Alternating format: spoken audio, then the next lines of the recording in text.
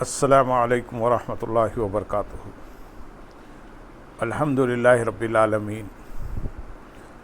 والصلاة والسلام علی سید المرسلین، اما بعد فاعوذ باللہ من الشیطان الرجیم، بسم اللہ الرحمن الرحیم۔ برادران عزیز و معزز خواتین، آج کی اس نشست میں سورۃ یونس کی آیت نمبر 102 سے 109 تک تمام آیات کا ترجمہ و تفسیر پیش کرنے کی سعادت حاصل کی جائے گی۔ فَهَلْ يَنْتَظِرُونَ إِلَّا مِثْلَ أَيَّامِ الَّذِينَ خَلَوْا مِنْ قَبْلِهِمْ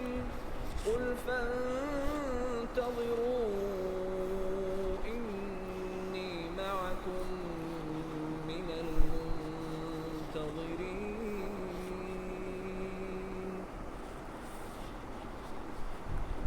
ثُمَّ نُنَجِّي رُسُلَنَا وَالَّذِينَ آمَنُوا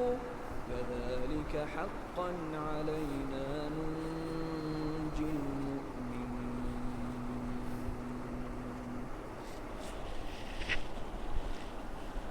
قُلْ يَا أَيُّهَا النَّاسُ إِن كُنتُمْ فِي شَكٍّ مِّن دِينِي فَلَا أَعْبُدُ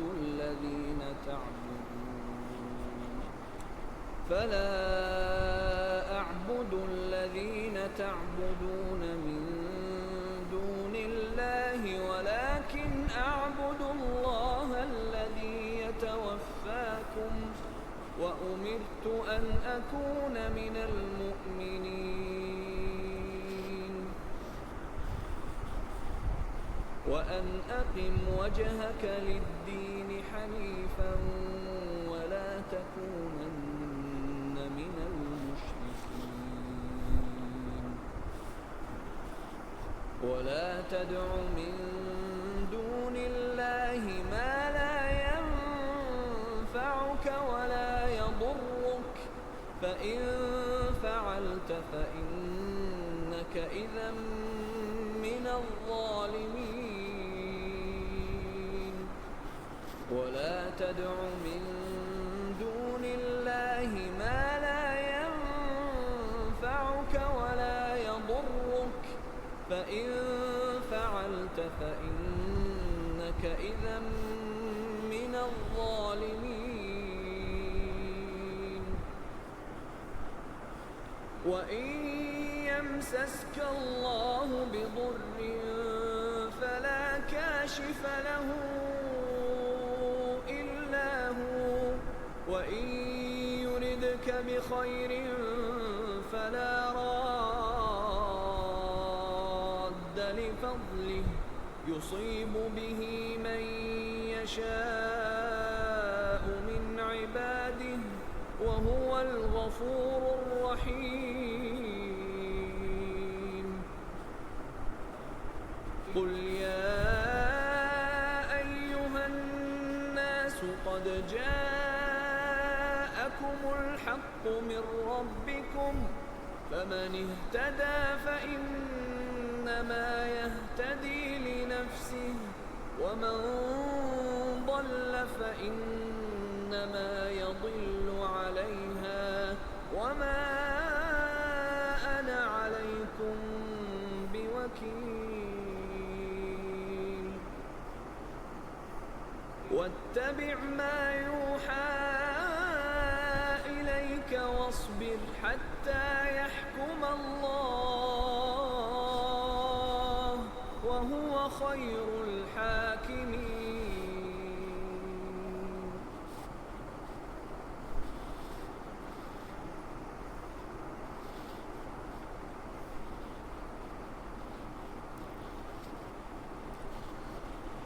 تو انہیں ان لوگوں کے دنوں جیسے دنوں کا انتظار ہے جو ان سے پہلے گزرے ہیں۔ تم فرماؤ تو انتظار کرو، میں بھی تمہارے ساتھ انتظار میں ہوں، پھر ہم اپنے رسولوں اور ایمان والوں کو نجات دیں گے، ہم پر اسی طرح حق ہے کہ ایمان والوں کو نجات دیں، تو انہیں ان لوگوں کے دنوں جیسے دنوں کا انتظار ہے جو ان سے پہلے گزرے ہیں۔ آیت کا معنی یہ ہے کہ ان لوگوں کا طرز عمل یہ بتاتا ہے کہ گویا یہ لوگ گزشتہ امتوں کے دنوں جیسے دنوں کا انتظار کر رہے ہیں۔ مراد یہ ہے کہ گزشتہ انبیاء اکرام علیہ السلام اپنے زمانوں میں کفار کو ان دنوں کے آنے سے ڈراتے تھے جن میں مختلف قسم کے عذاب نازل ہوں، جبکہ کفار اسے جھٹلاتے اور مذاق اڑاتے ہوئے عذاب نازل ہونے کی جلدی مچاتے تھے۔ اسی طرح نبی اکرم صلی اللہ علیہ وسلم کے زمانے کے کفار بھی انہی کی روش اختیار کیے ہوئے ہیں۔ اللہ تعالیٰ نے اپنے حبیب صلی اللہ علیہ وسلم سے فرمایا، آپ ان سے فرما دیں کہ تم انتظار کرو، میں بھی تمہارے ساتھ انتظار میں ہوں، پھر ہم اپنے رسولوں اور ایمان والوں کو نجات دیں گے۔ حضرت ربیع بن انس رحمۃ اللہ علیہ فرماتے ہیں کہ عذاب کا خوف دلانے کے بعد اس آیت میں یہ بیان فرمایا کہ جب عذاب واقع ہوتا ہے تو اللہ تعالیٰ رسول کو اور ان کے ساتھ ایمان لانے والوں کو نجات عطا فرماتا ہے۔ آیت نمبر 104 اور 105 میں ارشاد ہے، تم فرماؤ اے لوگو اگر تم میرے دین کی طرف سے کسی شبہ میں ہو تو جان لو کہ میں ان چیزوں کی عبادت نہیں کروں گا جن کی تم اللہ کو چھوڑ کر عبادت کرتے ہو، البتہ میں اس اللہ کی عبادت کرتا ہوں جو تمہاری جان نکالے گا، اور مجھے حکم ہے کہ میں ایمان والوں میں سے رہوں، اور یہ کہ ہر باطل سے جدا رہ کر اپنا چہرہ دین کے لیے سیدھا رکھوں اور ہرگز مشرکوں میں سے نہ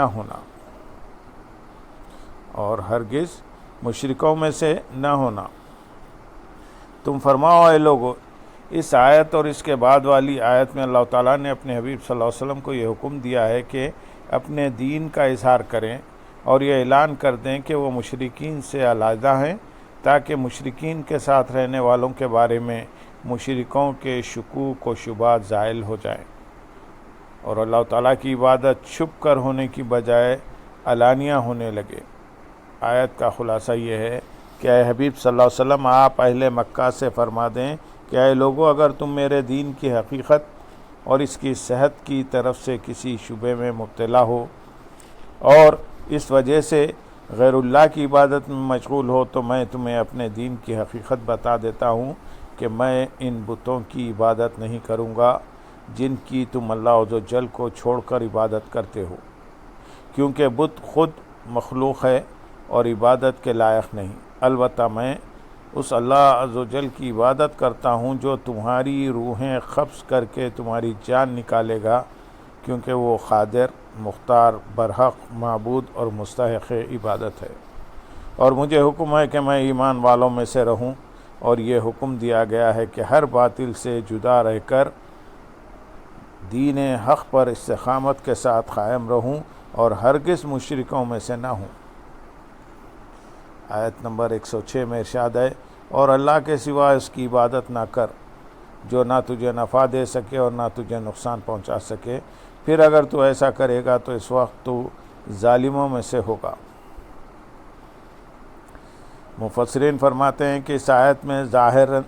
بظاہر خطاب نبی کریم صلی اللہ علیہ وسلم سے ہے، لیکن اس سے مراد آپ کا غیر ہے، کیونکہ آپ صلی اللہ علیہ وسلم نے کبھی بھی اللہ تعالیٰ کے علاوہ اور کسی کی عبادت نہیں کی۔ تو اس آیت کا معنی یہ ہے کہ اے انسان، تو اللہ تعالیٰ کے علاوہ اس کی مستقل یا شریک بنا کر عبادت نہ کر، جو عبادت کرنے اور پکارنے کے باوجود تجھے کوئی نفع نہ دے سکے گا، اور اگر تو اس کی عبادت کرنا اور اسے پکارنا چھوڑ دے تو وہ تجھے کوئی نقصان نہ پہنچا سکے، اور اگر میرے منع کرنے کے باوجود تو نے ایسا کیا تو اس وقت تو اپنی جان پر ظلم کرنے والوں میں سے ہوگا۔ آیت نمبر 107 میں ارشاد ہے، اور اگر اللہ تجھے کوئی تکلیف پہنچائے تو اس کے سوا کوئی تکلیف کو دور کرنے والا نہیں، اور اگر وہ تیرے ساتھ بھلائی کا ارادہ فرمائیں تو اس کے فضل کو کوئی رد کرنے والا نہیں۔ اپنے بندوں میں سے جس کو چاہتا ہے اپنا فضل پہنچاتا ہے اور وہی بخشنے والا مہربان ہے۔ تو اس کے سوا کوئی تکلیف کو دور کرنے والا نہیں۔ یہاں ایک سوال یہ پیدا ہوتا ہے کہ دنیا میں لوگ ایک دوسرے کو نفع بھی پہنچاتے ہیں اور نقصان بھی، جبکہ آیت میں کسی مخلوق کے نفع نقصان پہنچانے کا انکار کیا گیا ہے۔ اس سوال کا جواب آیت کے الفاظ میں ہی موجود ہے کہ مخلوق کے نفع نقصان پہنچانے کا انکار نہیں کیا گیا، بلکہ یہ فرمایا گیا ہے کہ جب اللہ تعالیٰ کسی کو نفع پہنچانا چاہے تو کوئی اسے روک کر نقصان نہیں پہنچا سکتا، اور جب اللہ تعالیٰ کسی کے نقصان کا ارادہ فرمائے تو کوئی اس نقصان کو ٹال کر نفع نہیں پہنچا سکتا،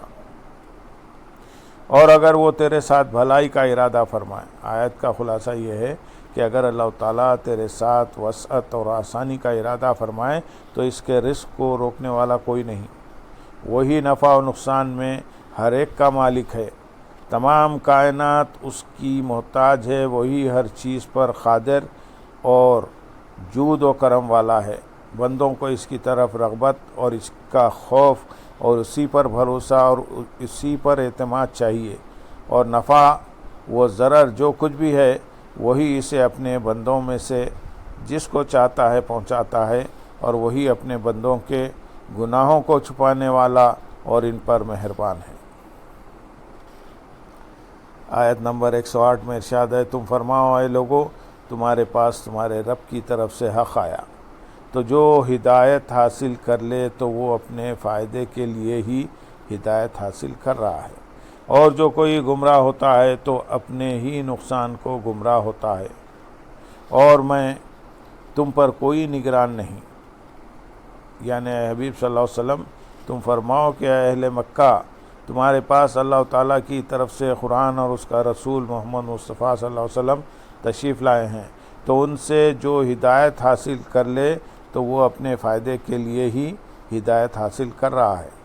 کیونکہ اس کی ہدایت کا ثواب اسے ہی ملے گا، اور اگر تم میں سے کوئی کفر کرے تو اس سے اللہ تعالیٰ کا کچھ نقصان نہیں، اور کوئی ایمان لائے تو اس سے اللہ تعالیٰ کا کوئی فائدہ نہیں، کیونکہ اللہ تعالیٰ اس سے پاک ہے کہ اسے کوئی نفع یا نقصان پہنچے، اور جو کوئی گمراہ ہوتا ہے